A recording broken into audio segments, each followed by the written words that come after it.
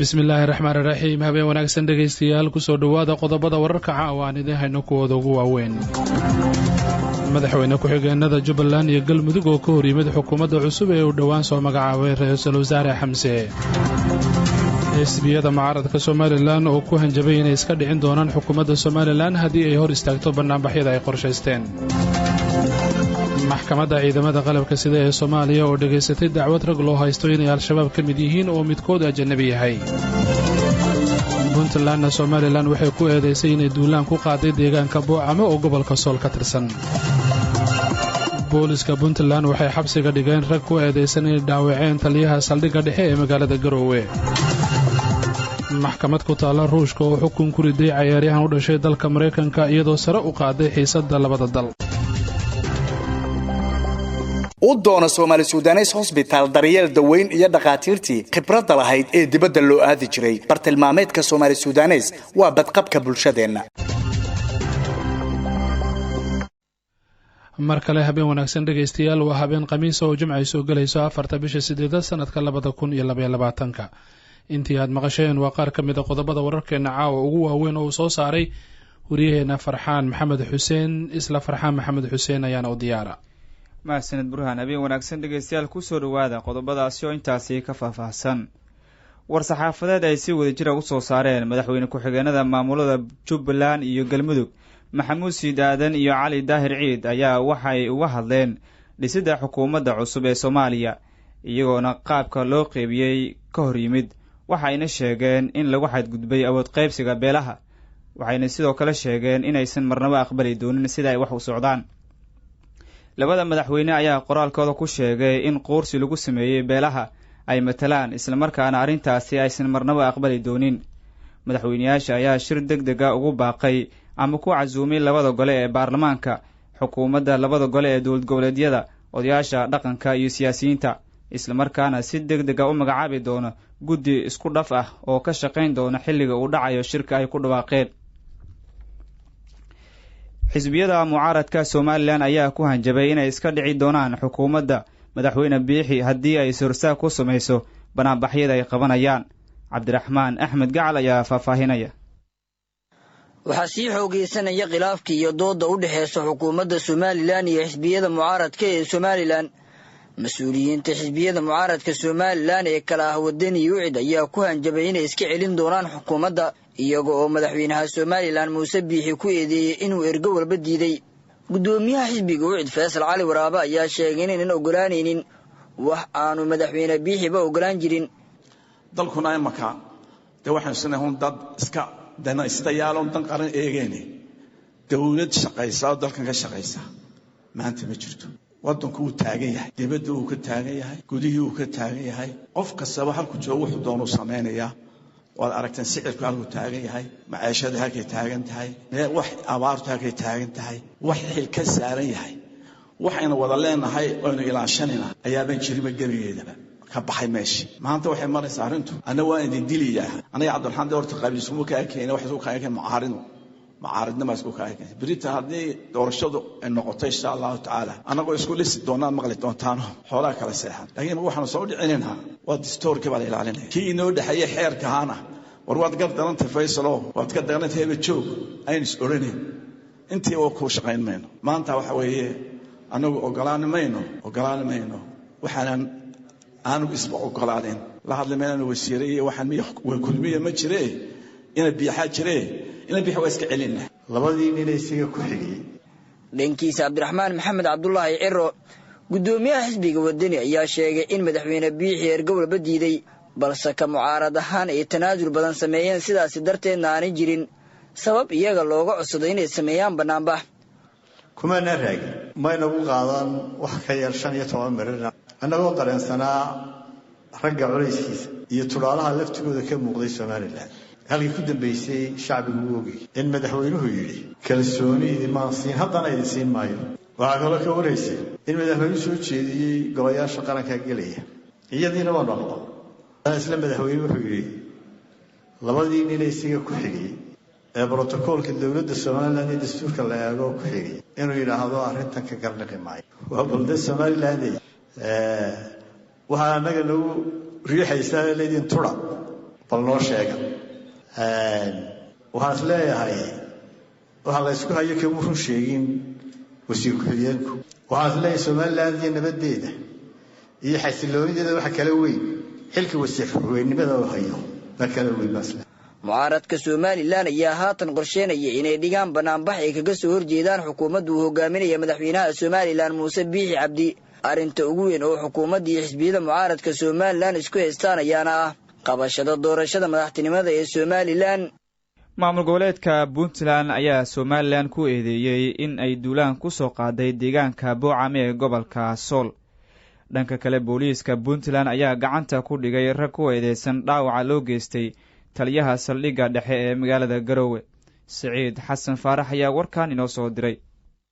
Puntland ayaa ku eedeysay Somaliland inay duulaan ciidan ku soo qaaday magaalada Boocame ee gobolka Sool iyaga oo watay 45 tiknika oo gaadiid ah oo galbinaya gudoomiyaha gobolka Sool ee Somaliland ugu magacaaban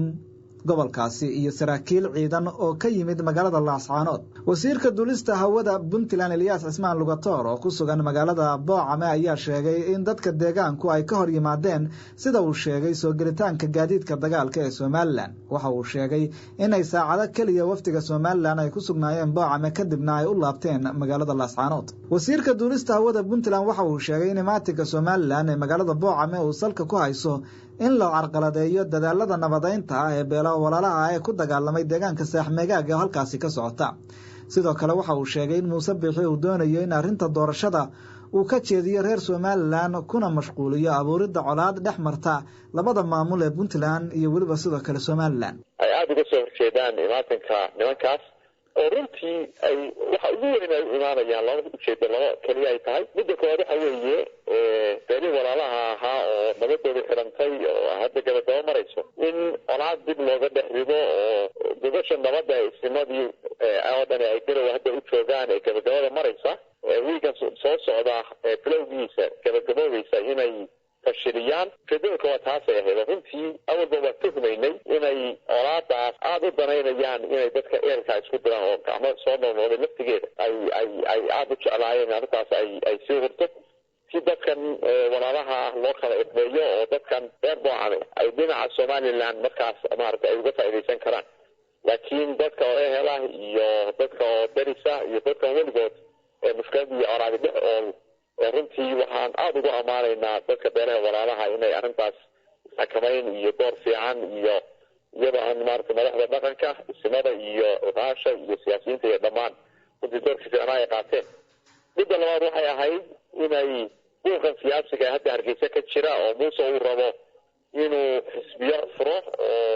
maaragtay xisbiyada horena diidan yihiin xukunkana uu muddo kusii joogo ku dheeraysto inuu indhaha ishaysigaas ku jeediyo oo halkan colaad ka furo. waxaa marayay 45 tiknika iyo gaadiid ku dhow ilaa 20 oo maaragtay ninka sheegta gudoomiyaha gobolka Sool. dhinaca kale war laga sii daayay warbaahinta ku hadasha afka Somaliland ayaa lagu sheegay in ciidamada Somaliland ay gaareen xuduudka ugu dambeeya ee Somaliland oo ay ku tilmaameen inay tahay koonfurta bari ee Sool.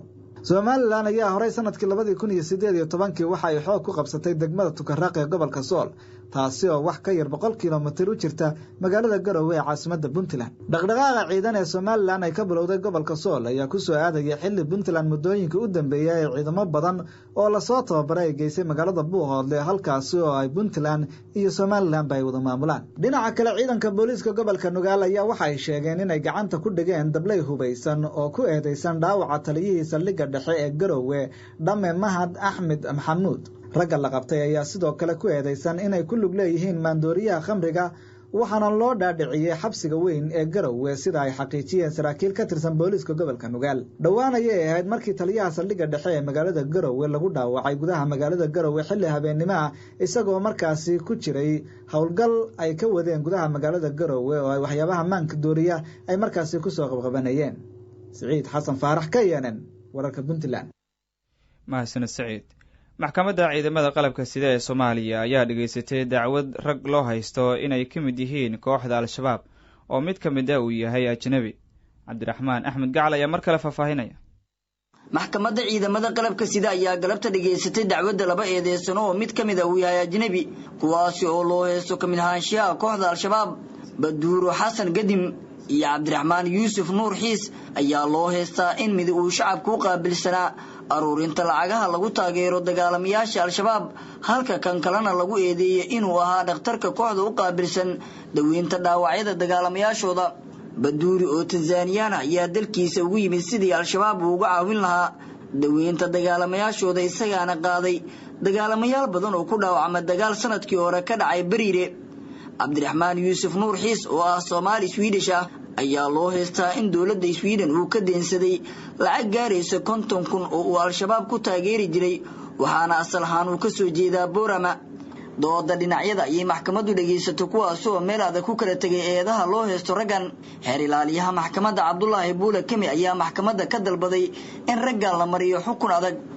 midba doorka uu lahaa shabaab ku lahaa eedaysanaha koowaad oo dhalashadiisu Tanzaniyaan ay tahay wuxuu ku dhashay Tanzania